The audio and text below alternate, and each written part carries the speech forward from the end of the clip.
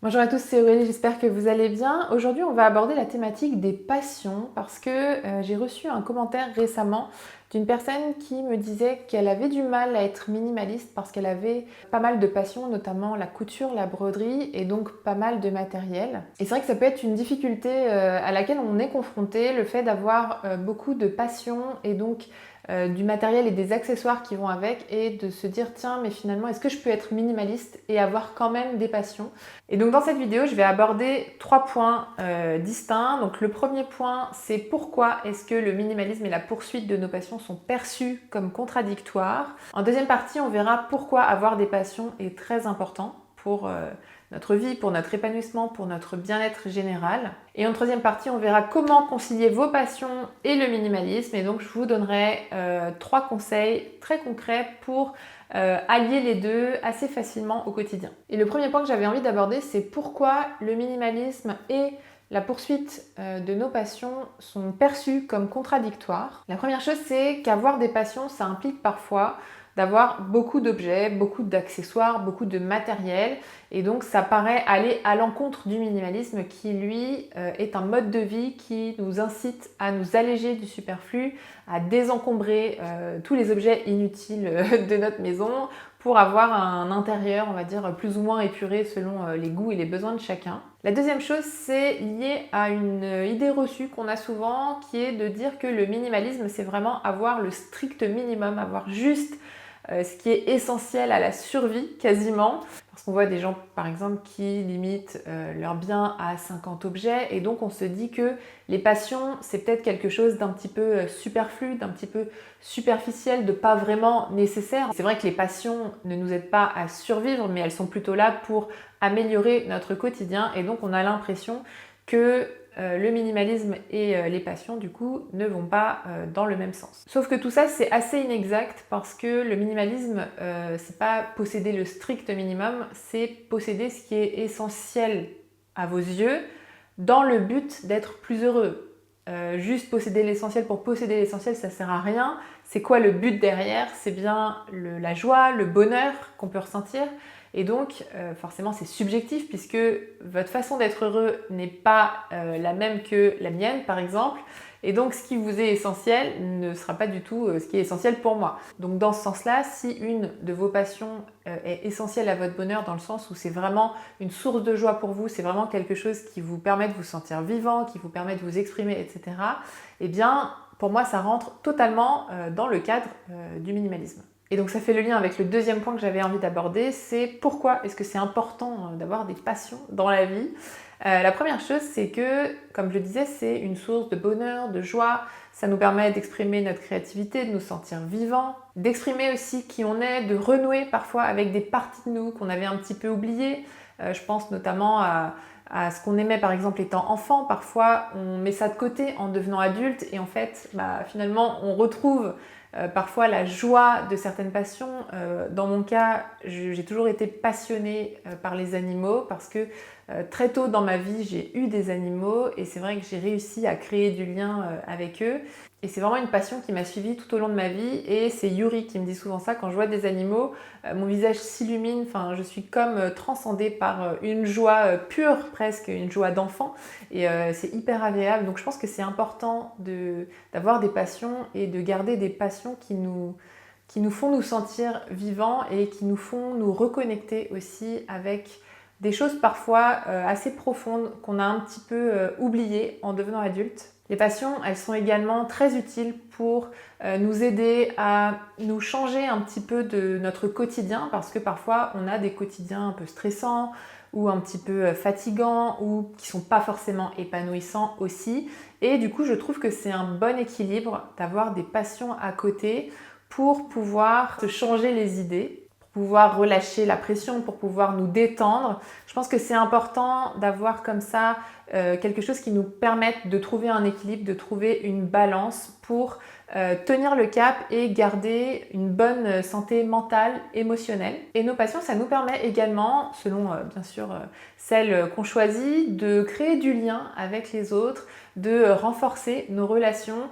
Le fait d'avoir une passion commune, par exemple avec un ou une amie, eh bien je trouve que ça permet de créer des liens qui sont assez uniques avec cette personne.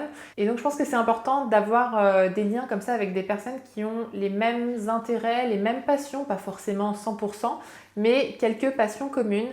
Je trouve que ça crée un lien très particulier. Dans cette troisième et dernière partie, on va voir comment vous pouvez concilier assez facilement vos passions et le minimalisme. Et donc je vais vous donner 3 conseils assez concrets pour pouvoir le faire facilement. Et la première chose à faire, c'est d'identifier vos passions prioritaires. Parce que parfois, même dans nos passions, on est un petit peu éparpillé, on veut faire tout un tas de choses. On veut faire de la danse, on veut faire de la poterie, on veut faire de la couture, on veut faire de la plongée, on veut faire du tennis, etc. Et donc, forcément, eh bien, on doit avoir du matériel lié à ces passions-là. Et c'est parfois ça qui fait qu'on a du mal à s'alléger parce qu'on a besoin de toutes ces choses-là, parce qu'on fait énormément de choses. Sauf que parfois, quand on s'interroge vraiment, on se rend compte qu'on n'aime pas forcément tout faire. Il y a des choses qu'on préfère par rapport à d'autres et donc je pense que c'est important de pas forcément tout faire mais de faire moins de choses et de pouvoir du coup y accorder davantage de temps et d'énergie. Donc essayez de hiérarchiser, de faire une liste par exemple et de hiérarchiser vos passions par ordre de préférence et essayez de vous concentrer sur celles qui sont le plus importantes pour vous aujourd'hui. Ensuite, c'est important de cultiver la simplicité dans vos passions parce que parfois, même dans nos passions, on se complique la vie, que ce soit en termes de trajet, que ce soit en termes de matériel, etc. Moi, par exemple, j'aime beaucoup faire du fitness, de la danse, du fitness et il fut un temps où j'avais testé un petit peu des clubs sportifs et en fait c'était assez loin de chez moi et je me suis rendu compte que j'y allais assez peu finalement parce que le temps de trajet me dissuadait pas mal et donc j'ai trouvé un moyen de faire du sport plus simplement, plus facilement en allant par exemple dans un club ou une association qui est pas très loin de chez moi, qui est à 10 minutes et donc je me rends compte que finalement tout est plus simple et j'y vais avec plaisir et j'y vais du coup très régulièrement. Un autre exemple, si vous faites de la peinture et que vous avez tout un tas de matériel parce que vous avez acheté tout un tas de choses pour être sûr d'avoir tout ce qu'il faut et que vous vous rendez compte au fil de votre pratique qu'il y a des choses dont vous n'avez pas vraiment besoin, qu'il y a des pinceaux peut-être dont vous ne vous servez jamais, etc. Vous avez peut-être trop de palettes de couleurs ou trop de matériel globalement, eh bien c'est important de faire du tri dans tout ça pour simplifier, pour aller à l'essentiel. Même dans nos passions, on peut faire du tri. Si vous faites de la poterie ou je sais pas, du collage ou de la broderie, il y a forcément des choses dont vous vous servez régulièrement et il y a forcément des choses dont finalement vous n'avez pas l'utilité. Donc vous pouvez aussi faire du tri dans tout ça. Pour revenir à mon exemple du sport, moi je fais un peu de sport à la maison de temps en temps et je me suis rendu compte qu'en fait j'avais pas besoin de tout un tas de poids, etc. parce qu'au final j'avais des exercices assez simples et donc j'ai juste un tapis qui me sert aussi donc pour le yoga, qui me sert aussi pour, dans l'association dans laquelle je vais aussi quand j'en ai besoin. Donc voilà, c'est important de privilégier des outils, des accessoires qui vous servent vraiment, qui peuvent parfois avoir plusieurs utilisations. Ça permet vraiment d'alléger un petit peu son stock d'objets. Et ensuite, le troisième point, c'est d'évaluer régulièrement où vous en êtes dans vos passions, en tout cas dans ce que vous avez envie de faire parce que ça peut changer aussi au fil du temps. Parfois, on a des périodes où on est passionné par un art ou un sport, etc. Et puis ça change parce que on découvre peut-être une nouvelle passion ou on se lasse aussi de ce qu'on a fait pendant X années. Donc c'est important de faire une petite évaluation régulièrement, une petite mise à jour pour voir si ce que vous faites vous apporte toujours autant de joie ou si vous avez peut-être envie de changer et de remplacer une passion par une autre. Donc revisitez régulièrement vos priorités, refaites un point et faites des ajustements si c'est nécessaire. Donc voilà pour cette vidéo sur les passions et le minimalisme. Et est-ce qu'on doit forcément renoncer à ses passions pour être minimaliste? Donc vous l'avez compris, la réponse est non. Pour moi, justement, c'est totalement l'inverse. Le minimalisme, il vous permet aussi de revoir vos priorités, d'avoir plus de temps pour ce qui est important et d'accorder aussi peut-être davantage de moments à vos passions parce que l'important, encore une fois, c'est d'être plus heureux, d'être plus épanoui dans sa vie et d'aller toujours à l'essentiel, c'est-à-dire à ce qui nous rend vraiment heureux et de ne pas s'encombrer de tout un tas de choses par habitude ou parce qu'on n'ose pas changer aussi.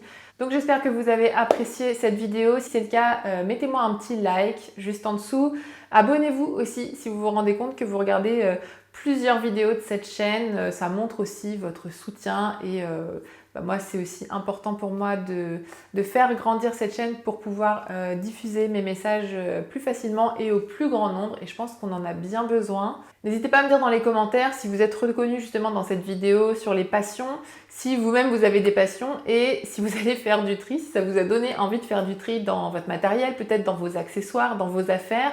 Qu'est-ce que vous allez trier? Voilà, ça m'intéresse, je suis assez curieuse.